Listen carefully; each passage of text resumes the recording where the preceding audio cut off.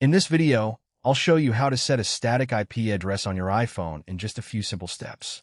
First, open the Settings app and tap Wi-Fi. Next, tap the information icon next to the Wi-Fi network you're connected to. Scroll down to the IPv4 address section and tap Configure IP. By default, it's set to automatic. Tap Manual. Now, enter the static IP address you want to use, along with the subnet mask and router gateway address provided by your network.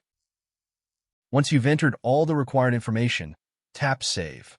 If needed, scroll down to the DNS section. Tap Configure DNS, choose Manual, and enter your preferred DNS server addresses.